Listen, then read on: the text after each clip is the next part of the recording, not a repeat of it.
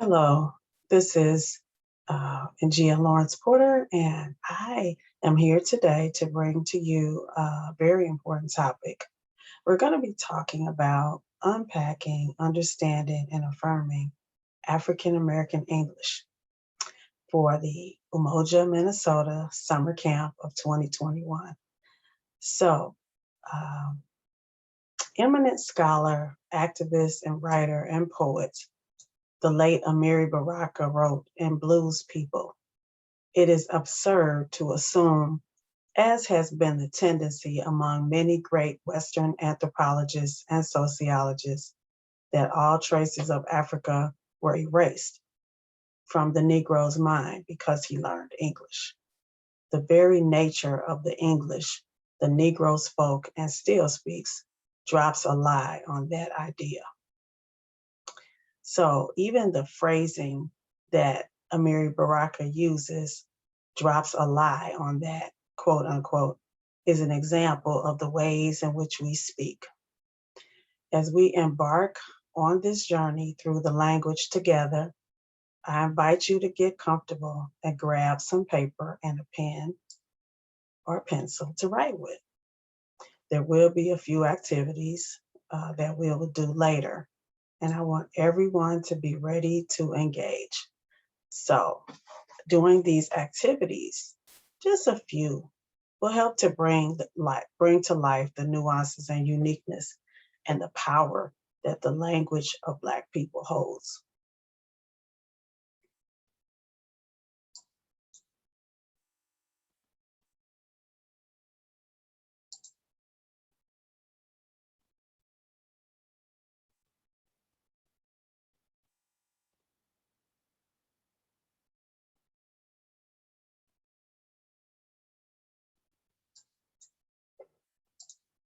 So, I want to begin by honoring my ancestors who will make me possible.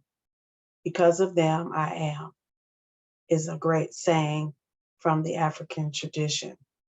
I want to give thanks to my elders, teachers, parents, and family members who have raised me, affirmed me, and given me wisdom.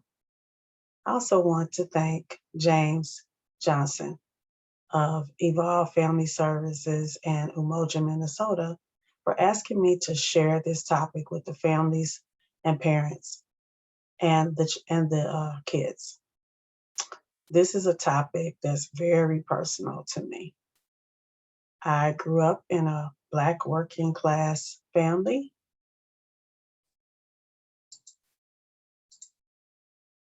and was the youngest of 5 in a household in St. Louis, Missouri.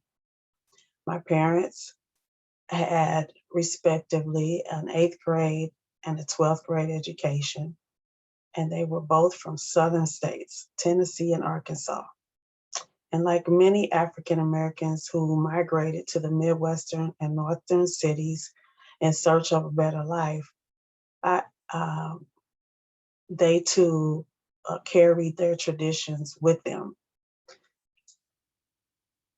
I usually like to tell people, especially in Minnesota, that Missouri, which is my home state, is more Southern than Midwest. And as I speak to you today, you will hear my accent, which I didn't actually know I had until I came to Minnesota.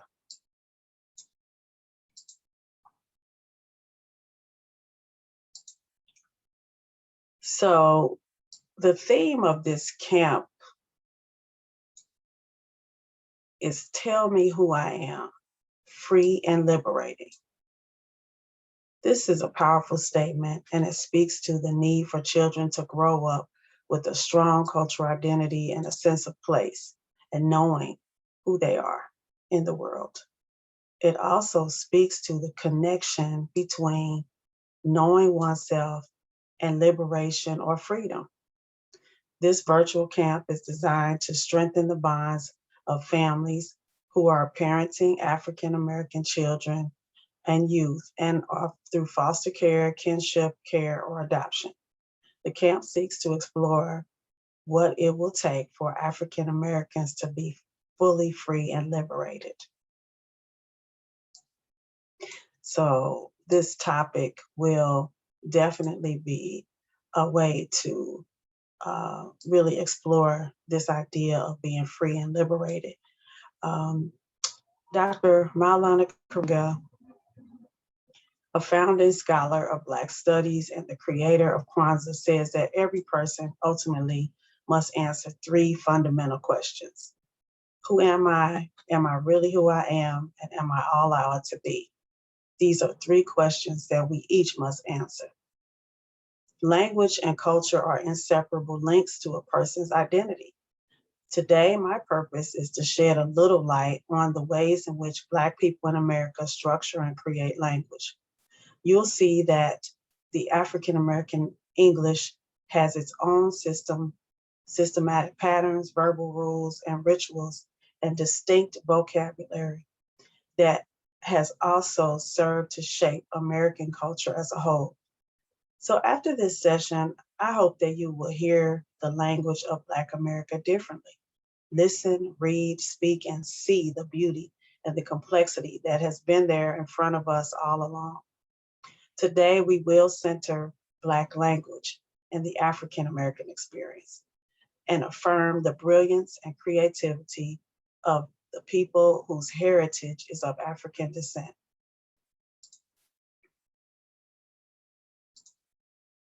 So why is this topic important? There are several reasons why this is really a necessary topic. As we know, Minnesota has one of the greatest disparities between the achievements of African American children and white children in the state. And so children of Black or mixed cultural identity need to be firmly rooted and grounded in Black culture. This is one of the things that has been missing from the educational experiences of African American children within the schools and sometimes within our own families. So so many people of color in this society grow up feeling badly about who they are and often know very little about the true history and significance of their people and culture. Growing up outside of that context, in a place like Minnesota or North Dakota and other regions that are predominantly European American, a healthy sense of self must be intentionally developed and nurtured. Children who appear or identify as African American or biracial are also often judged harshly and treated negatively, uh, very much because of uh, their language and ways of speaking and writing may be different from the dominant culture. And we often grow up with a negative or shameful view of the ways in which Black people talk. Most of us have been taught to internalize these negative, shameful views of the way Black people talk, even though me personally, I grew up in a strong Black family culture, and I was taught primarily by Black teachers. It really wasn't until I got to college and took a course in African American literature that I began to understand our language as legitimate and powerful and actually preferred. We need to restore a sense of pride in Black language and culture and also help our children understand its connections to the historical African roots. So that's why, those are just some reasons why this is important. This topic will also restore a sense of pride that has in something that has been portrayed as negative.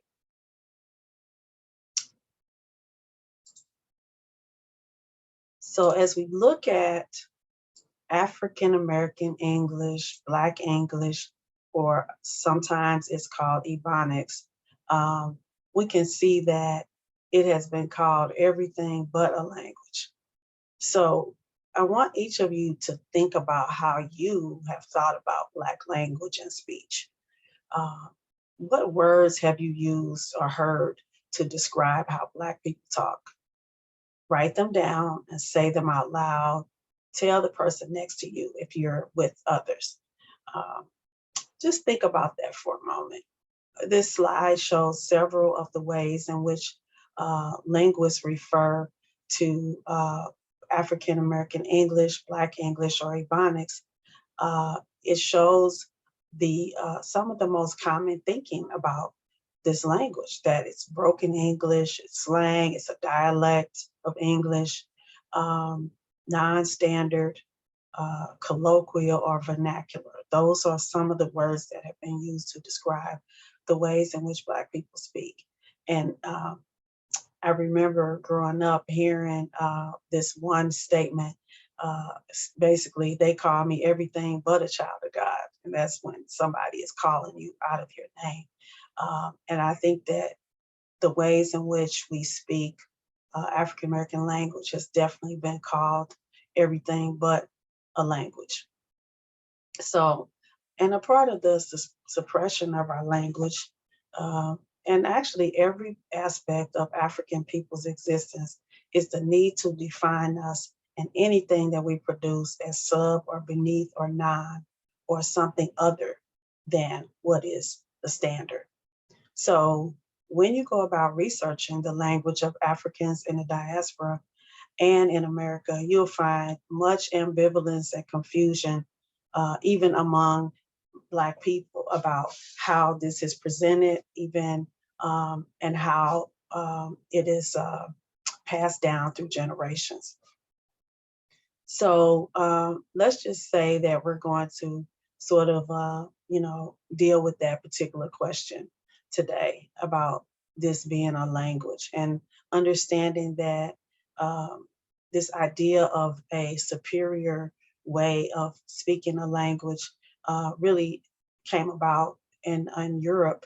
Um, and it was developed centuries ago to separate the language of the common people or the peasant class from the upper class in society, who were seen to speak a higher level of whatever that language was, right? And so it's really a hierarchy that privileges and tries to standardize one language over another, one form of the language over another.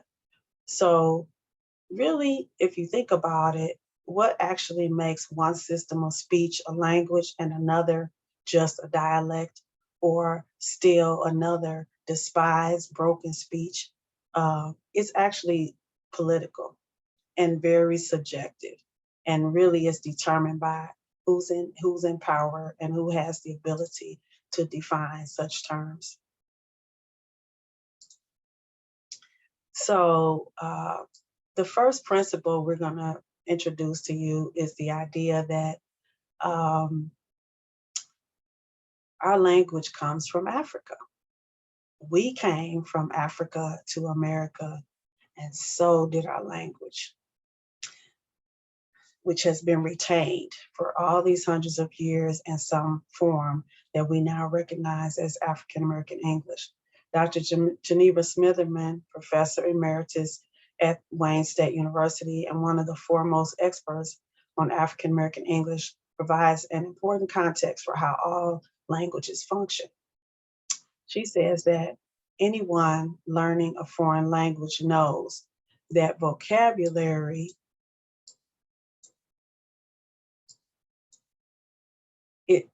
vocabulary of the new language is fairly easy to master. To some extent, sounds are also.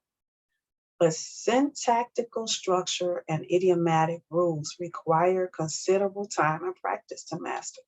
Moreover, the one item of the language that remains relatively rigid and fixed over time is its structure, which linguists call morphology.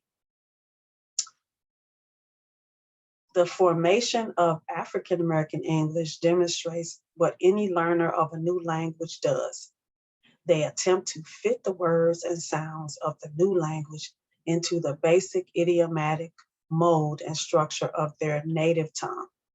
And so really what we're talking about here is the ways in which people learn a language. In all cases of new language acquisition, you learn the vocabulary of the new language, yet people will inevitably put those the new language in the structure of their native language.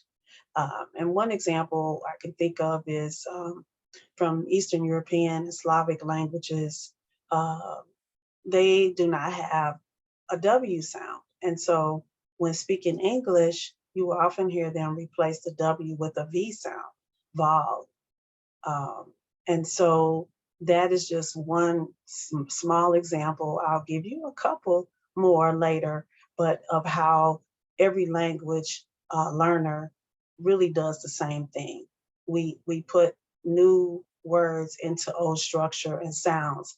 And if a sound does not exist in your language, you're going to generally replace that with another sound that is in your native tongue. So here's another example from Norwegian culture. This is found on Duolingo online, which is a language, a free online language learning system. Um, so I figured I would use something from, Norwegian, which is, the culture of the dominant culture in Minnesota, actually, Norwegian and Scandinavian. So this person says, so while learning Norwegian, I discovered that the sentence structure is a little different from English, which is my native language. For example, one of the sentences was, and I do not speak Norwegian, so forgive me if I mispronounce, de leser ik, which literally translates into they read not. Another example, which literally translates into what hear you.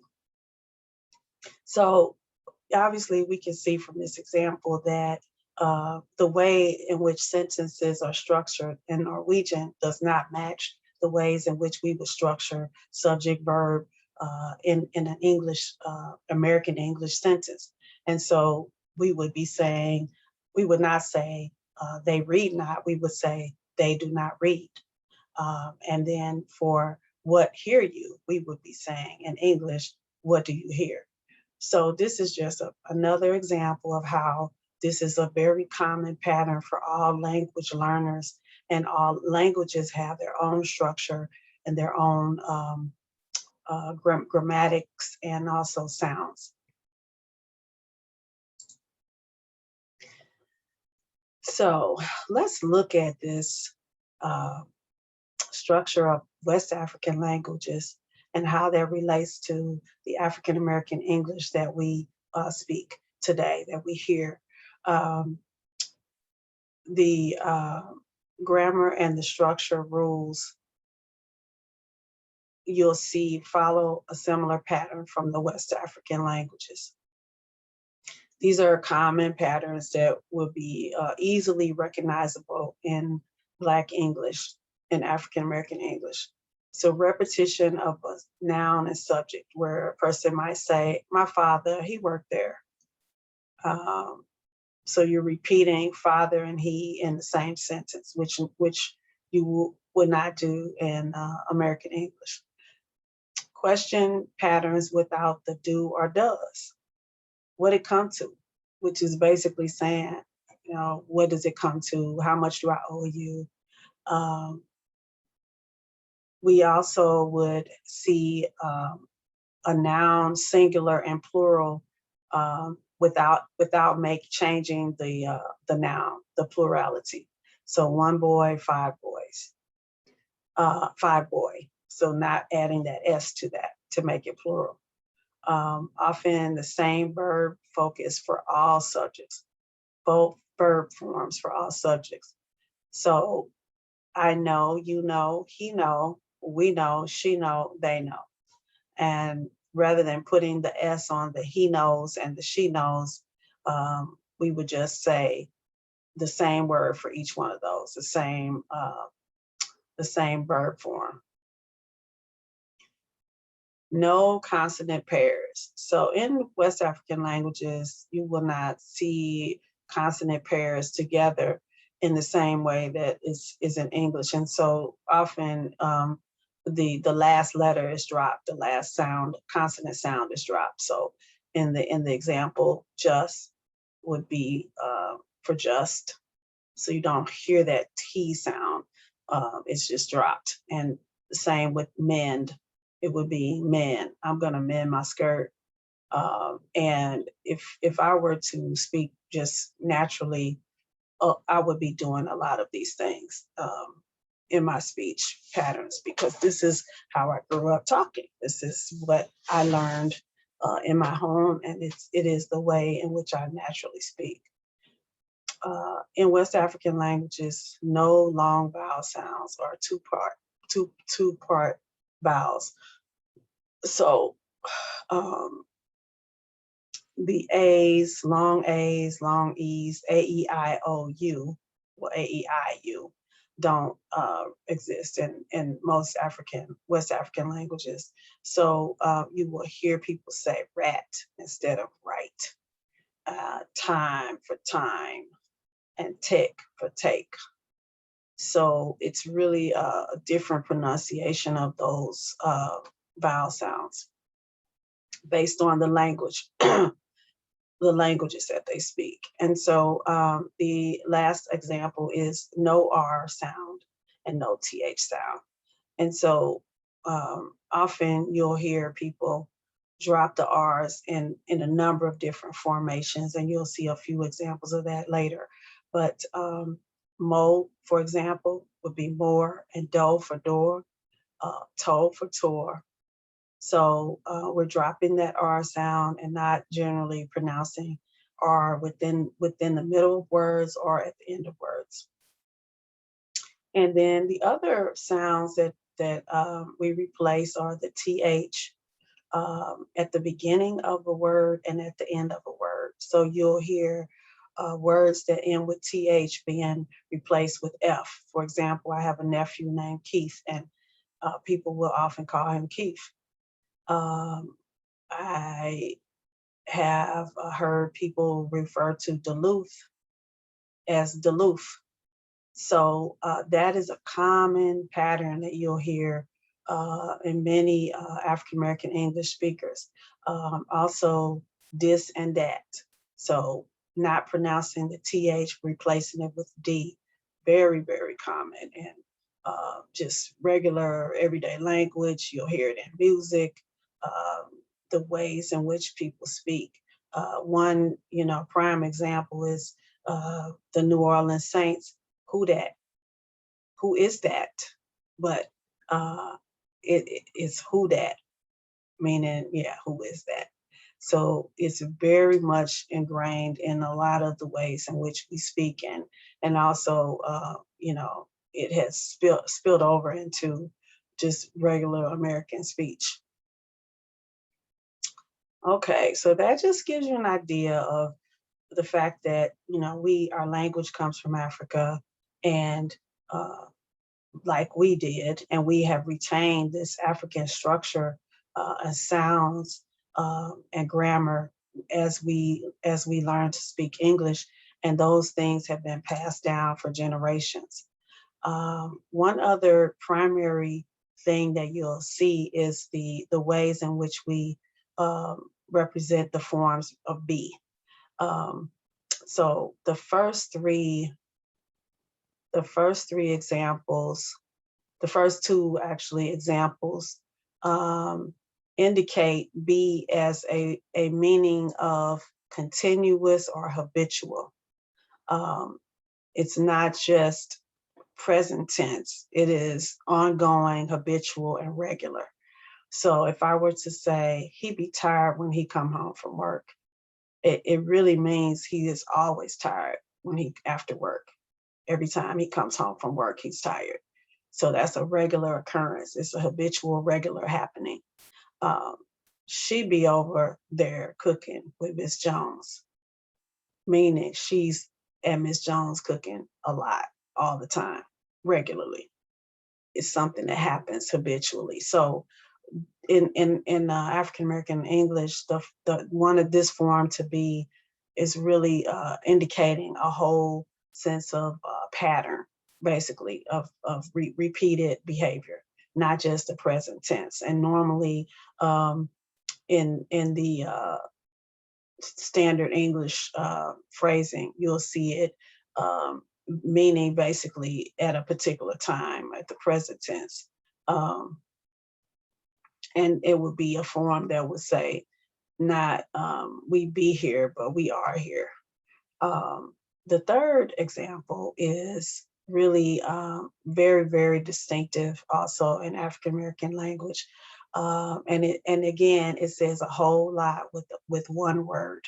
The word is been is capitalized. So this is also indicating that uh, something has happened a long time ago. So it wouldn't just be I have been to the store. It's a different way of using been. So I've been had those shoes, which means I have had those shoes for a long time. Um, and not only that, it also has another connotation, which means that not only have I had those shoes a long time, but I had them before anybody else had them. I've been had those shoes. Like you just got yours. I've been had mine. So if you are hearing those types of things, that's an extremely common um, pattern in African American English, and so uh, there are reasons and structures for that, and this just gives you a little bit of an idea of how that shows up, and also the meanings of those different ways in which we speak. So I wanted to share with you some examples of uh, poems and writings in Black dialects in African American English. And Paul Laurence Dunbar was a poet, African American poet that was born in 1872. And he's the author of numerous collections of poetry and prose. And he was one of the first African American poets to gain national recognition. Um, his writings were printed in major newspapers, like and magazines like the New York Times, and he also published his first collection in 1895 called Majors and Minors, where he had uh, included this dialect poetry.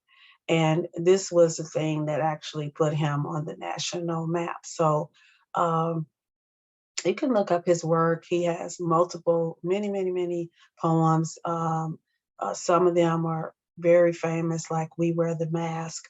The Party is another one that's really well known. But this one here was one that I actually just recently found. When the Cone Pone's Hot is what it's called. That's the title. So we're going to actually do a little bit of an exercise with this poem.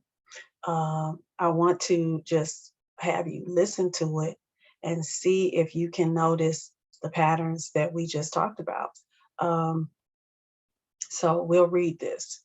When you sit down at the table, kind of weary, like and sad, and you just a little tired and perhaps a little mad, how your gloom turns into gladness, how your joy drives out the doubt. When the oven door is opened and the smell comes pouring out. Why, the electric light of heaven seems to settle on the spot when your mammy says the blessing and the corn pond's hot. Now, corn pond is referring to corn pone, which is uh, those cakes that I showed you before, those little hot cakes. Uh, they're skillet cornbread that we used to make. Apparently, some of this came from Native American culture, but it's like hot water and cornmeal, and it's a really inexpensive way to make a form of bread that you can eat with your dinner. So that's what compound is. And so let's look at that. If we were to translate that into standard English, what that would look like and sound like also. So we're really noticing not just what the words are, how they're written, but what they sound like. When you sit down at the table, kind of weary like and sad, and you are just a little tired and perhaps a little mad. how your gloom turns into gladness, how your joy dries out the doubt when the oven door is open and the smell comes pouring out. Why the electric light of heaven seems to settle on the spot when your mother says a blessing and the corn pone is hot. So um, just think about that. Notice the differences in the sound. Um, to me, the the African American English dialect poem has a totally different ring to it. It sounds different. It it feels different to me. When I hear it, it feels different to me. So I don't know if you can feel the difference, but uh, that is where you will see in Dunbar's poem the dialect patterns of dropping the second consonant, no R sounds, and no long vowel sounds. So this is just one example again of how the speech patterns and the language of Black people has retained those African structures within the language, and that is why we speak the way we do. So this is just one stanza also of that poem. It was a stanza poem that he wrote. And so really one of the key things about African American language is just the excitement and the emotion that it evokes often. It is a language born from a culture of struggle. And it's also a way of talking that has taken surviving African language elements. Dr. Geneva Smitherman says that the language of Black America helps to rescue European Americans from lives of quiet desperation, which is exactly why, she says, Black English continues to cross over, especially today on an unprecedented scale because of the power of postmodern technology. She states that the dynamism and creativity in African American language revitalizes and energizes bland Euro talk. There's electricity and excitement in the metaphors and imagery and the poetry in Black talk, which makes the ordinary all that, and as we say more recently, all that in a bag of chips. So we want to do a little bit of a language activity now before we go on. Just asking you to think about and name some of the words and phrases that you have heard African Americans say, or that you have even repeated yourself. So I'm asking you to take a moment to write them down and either put them in the chat if it's activated. Otherwise, just note some of the words and phrases that you have heard. This is a chance for you to engage and think about what you already know about African American language just from listening to commercials or songs or even hearing people talk around you. If you've had an opportunity to really, pay attention to the language. And so I'll just give you some of my examples that I've heard in everyday speech. He finna go outside. She thick. Ain't nobody got time for that. Child, please. And the last one I heard more recently, given that we are in the pandemic, don't let the Rona get on you, which basically means don't you catch that coronavirus. So just think about, some of the things that you have heard, and what you'll find is that African American language is everywhere. It's all around us, and it is constantly being incorporated into general American speech and language. And our words are continuously being appropriated within this culture without actually being recognized. So let's try another activity. We're going to try a translation activity based on what I've already told you about the patterns of the language. We're going to see how you can translate these particular just basic words and statements. So here they are. We have 50 cents. We have where are they? We have I am going to be all right. A $100 bill. She is ready to go. I will be at our usual meeting place. And he has been ready to leave for a long time. So I'm going to give you 2 minutes to translate those statements. So get your paper and write down what you think the translation would be based on what I've told you so far, or what you already know.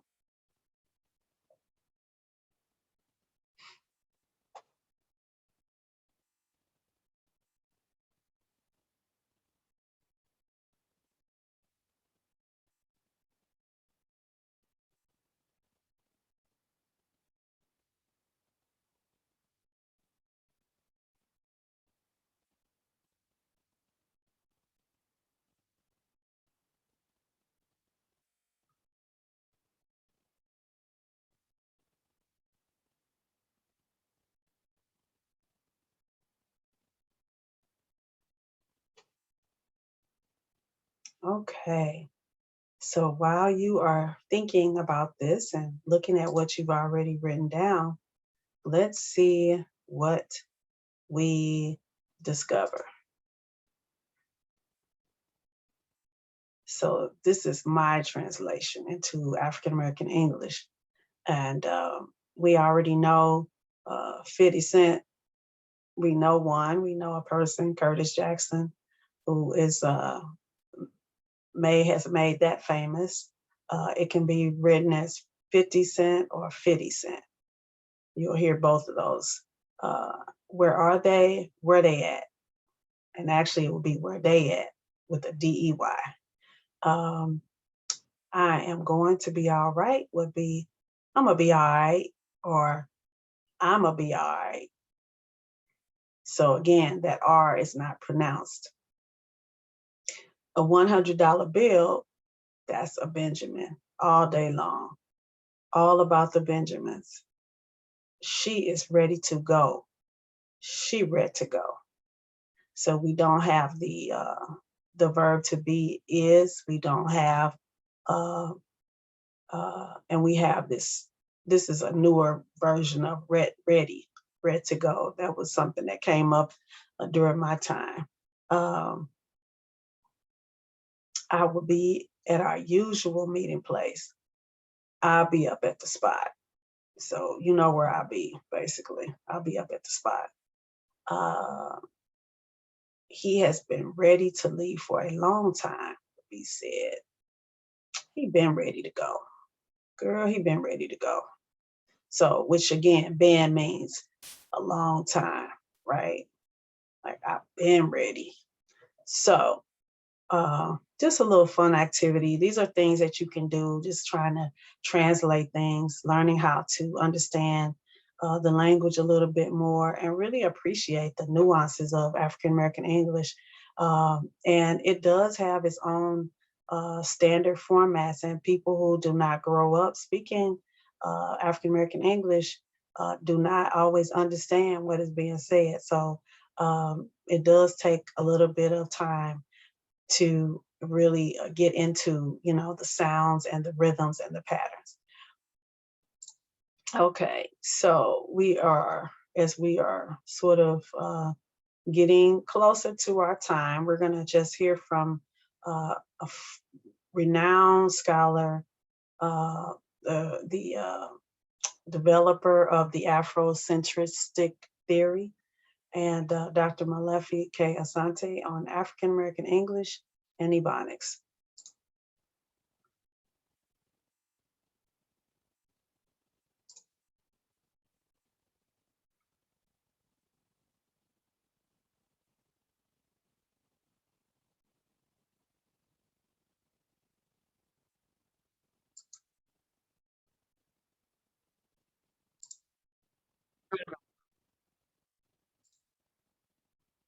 If a linguist will tell you, if you're talking about language, least aspect of a language is its vocabulary. The main aspect is understanding the structure. What are the rules? How does this language operate? What's its philosophical worldview?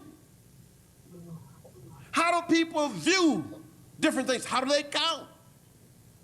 How do they pronounce things? It's a different way. And what are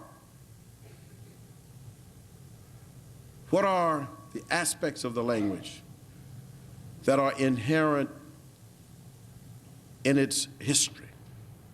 Let me give you an example of what I mean by that, and then I'm round this out. See, in Ebonics,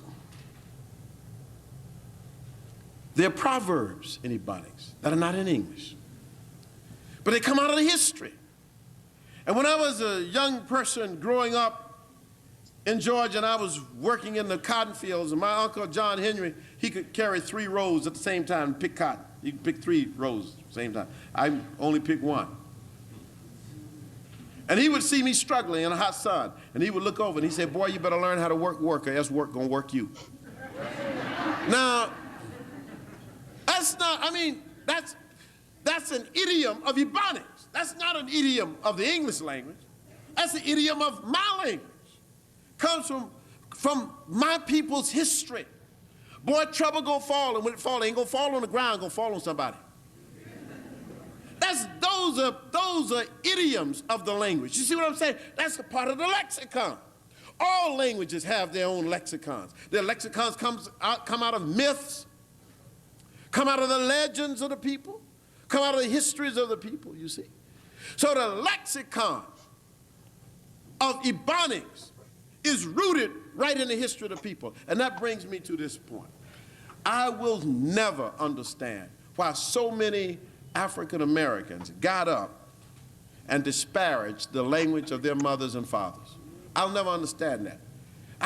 You can't make me understand that. There's no way in the world anyone else in this country or anywhere else in the world will ever stand up and speak against the language that brought their ancestors over. I've never heard it before. Or to laugh at it. That's insane. That just shows me how insane we are. And I'm saying that, look at this, understand me.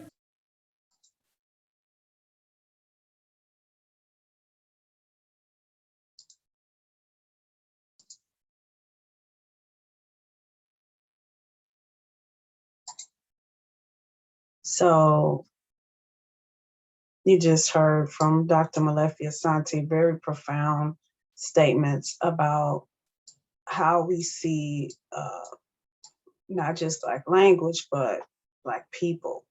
And oftentimes we find that African Americans and kids are, often just discriminated against because of their language differences. And I was reading about a particular scenario in which a family from the South moved to Ann Arbor, Michigan, and they mainly spoke African American English. Some of the teachers assumed that they were dumb or unteachable. They attempted to put them in special education because of their communication differences. And, this would be similar to someone coming from another country to this country and being put in a mainstream school while trying to learn the language. Their native language is different, and it has nothing to do with intelligence. Black language comes from the core of Black culture, and the delivery and passion of the form of communication is key. But it is one of those aspects of Black culture that is constantly scrutinized, and people tend to fear or dismiss what they don't understand. So this idea of really elevating the language, reading and using literature in the home that really can begin to help our children be more familiar with African American English and the culture itself. Because embedded in the language is all of our stories and all of our history.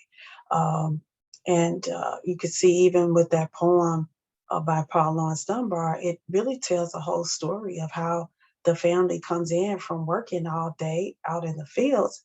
And no matter what troubles they've had that day, which of course there were many, uh, they are sitting down to this meal. And this is the thing that gives them joy, to be together, to wait for this hot bread to come out and eat their meal together. And so the language is so much more than just what it appears on the surface. So these are some writers that you should be looking to read. You can take a screenshot of this just so that you can capture the titles and the authors. I'll put authors here for you to really look at. But there's so much literature out there, and there are new books being published every year for children, for young adults. And many of these authors are Caldecott winners, they're Newbery Award winners, and there's a um, whole genre of literature around African American culture that really encompasses the language. And these are some of the writers that tend to write more in dialect or write in a way that really expresses Black language. So I do encourage you to look at that and really start to bring that into your home. Start to read that. If you're in middle school or high school, you can look these authors up and use them for book reports or assignments that you have. Um, there's nothing like the dynamism and the creativity in African American language. And so, do explore these different resources that you have available to you. So I wanted to just leave you also with some ways in which you, as young people, can really begin to assert your sense of culture and identity and your freedom around language. And so there's many ways in which in school and on your own time during the summer that you can find creative ways to do assignments and projects that will allow you to use your language and culture in a way that empowers and affirms you. So I want to quick show you some examples of that. And this quote from me, the best education is the one you get yourself. It really just, it says that you really have to take it upon yourself to learn and to teach yourself about these cultural aspects that are not often included in the content that we get in schools. But connecting to it can really, really make a difference in your own sense of self. So here's a clip we'll listen to, and then what made me want to talk about this really was just thinking about my own, racial identity development and cultural identity development, and how, as a Black person, even somebody who grew up in a positive Black home and felt proud to be Black, we all learned that the way we speak is bad and that we should try not to do that, right? And certainly you don't write like that. I mean, you don't call yourself, writing a paper or anything, using Black English the way we speak at home or what have you. And it's seen as an inferior type of way of speaking and a way of expressing ourselves. But in that is the whole, I didn't understand that it was actually a legitimate linguistic structure. And once I knew that and I could see the patterns, I began to actually, really go forward with it, right, on purpose, right? It empowered me to actually, and my critical way of imposing myself on the white hegemonic culture in my college, my predominantly white college, was to write papers and quote Black speech. Because I knew that if I write a paper and I put something in quotes, you can't tell me that that's not correct. And that is how I actually attacked, that was my little subversive form of resistance as a young Black student in a predominantly white college where I knew that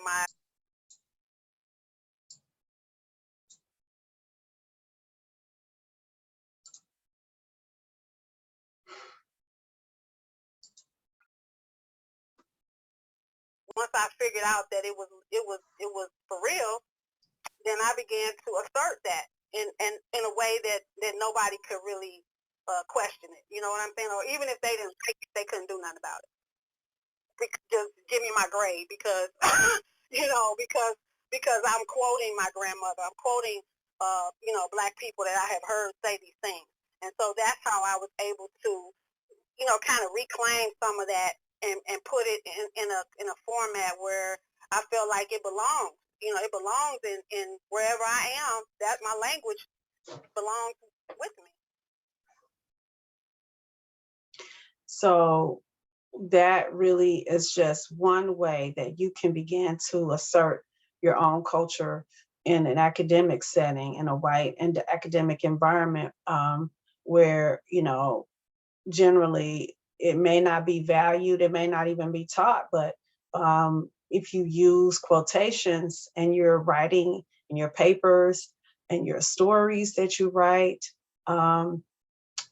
no one can tell you that that's not correct. And so one of the ways in which you can be liberated and free is to really learn that strategy, to incorporate that strategy.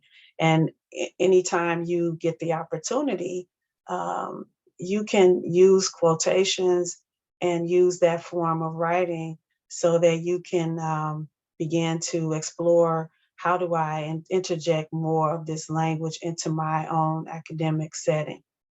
So another way to do that is to use the narrative voice. And so we're going to, I'll just tell you some examples of how you might use quotes. You could say, my mother said, child, your room looked like a cyclone been through it, which is something my mother would actually say to me. Auntie Margaret looked at me and shook her head saying, that gal you run around with is crazy as a goat going to Sunday school. Again, something my mother has said to me. And then lastly, all the kids on our block used to say, Mr. Jones got buku money. So buku is a word that was interjected into African American language after World War II, when our soldiers came home from France and they had learned this French word buku, merci beaucoup, which means thank you very much, and they started to use it meaning a lot of anything. So buku, that means she got a lot of money. So those are just some examples of how you can use, What made me want to talk, how you might be able to use quotations. Another way is to use your narrative voice. So I'm going to play this clip from MK Asante, which is actually the son of Dr. Malefic Asante. So listen up.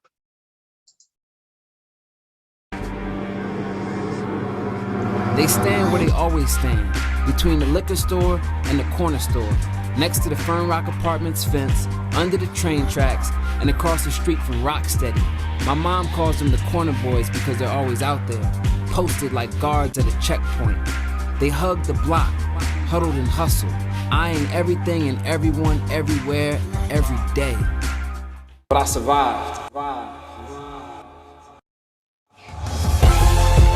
Not only survived, I thrived. This goes out to all the young bucks all over the world. Hey yo, I'm hungry and foolish, and so I do this. They doubted me all my life, they never knew this.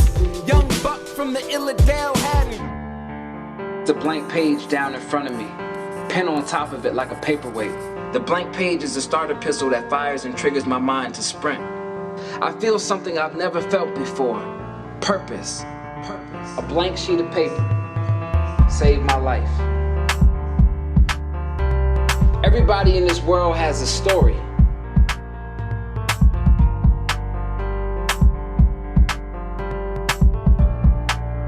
Buck is mine.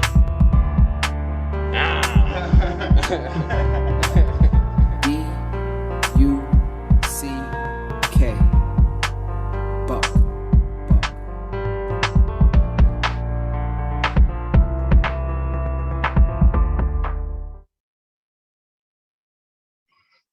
So MK Asante, I would encourage you all to get his book. It's titled Buck, and that is a old reference that used to be used for Black men during enslavement.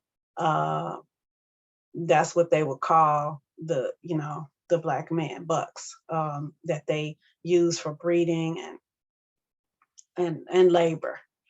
So he's making a play on that word, and it's a memoir that he has written. He's one of the youngest professors in the country teaching at Morgan State University. And narrative voice is a powerful way to interject your language, however you speak, however you want to tell your story. No one can tell you how to do that.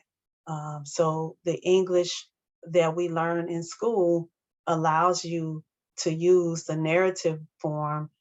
If you're writing in fiction or nonfiction, you can use first person or third person narrative, but use your narrative voice, write poetry, spoken word, or songs. And those are ways in which you can reclaim that space and be liberated, be free, and actually really express the language of African American English.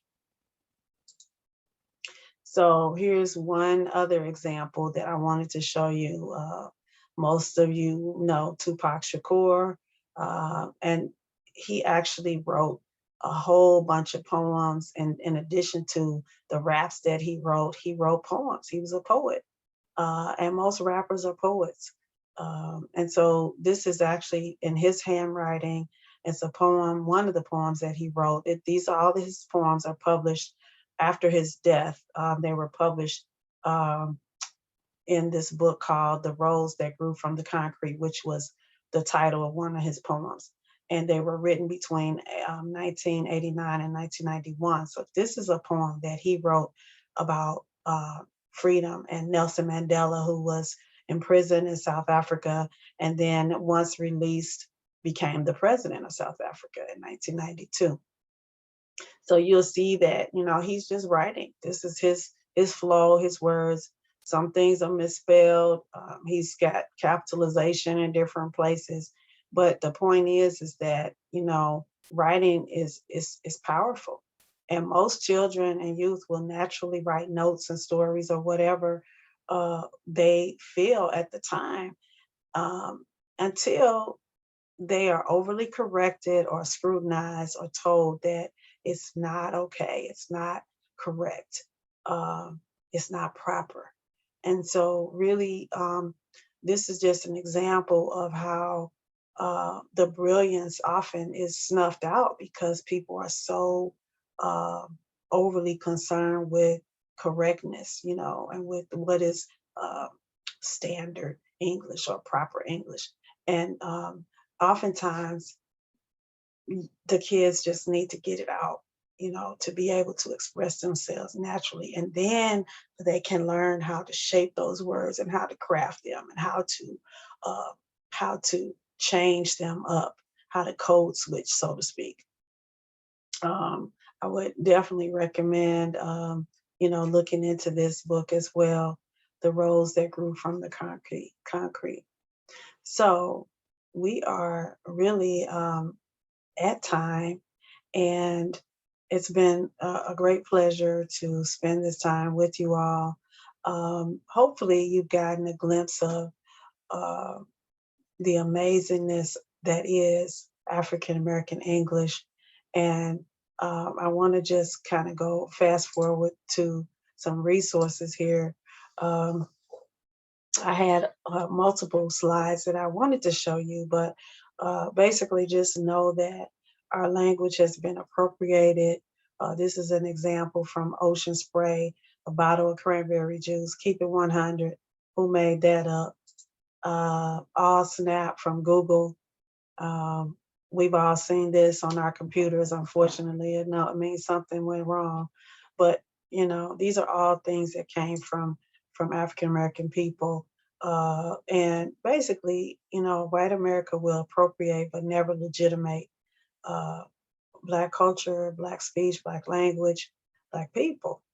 But at the same time, it is constantly taking and capitalizing and exploiting our language and culture and our creativity.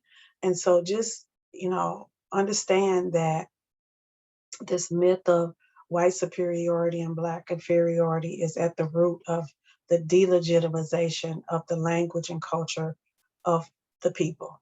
And at every point, the education that we receive is built on the belief that the inherent belief in white superiority and Black inferiority. And this is something that is written about by um, Tom Burrell in a book called Brainwashed, Challenging the Myth of Black Inferiority. So as we close, I want you to just really know that there's nothing wrong with Black people. Resma Menakem says that you are not defective.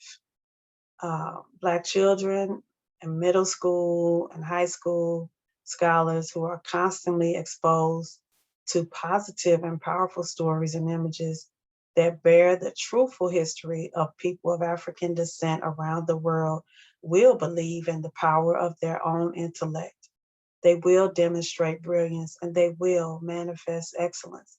So one of the things that we all have the ability to do is to make our home and our family a place of empowerment, a place where all of your children are learning and experiencing and expressing their culture freely and fully. So tell me who I am. I am me, liberated and free. Thank you very much for your time. And here's a set of references that you can screenshot and begin to do your own research. We definitely encourage that. It's necessary at this point to really indulge and delve into this topic even further. So thank you so much for your time. Until next time, so long.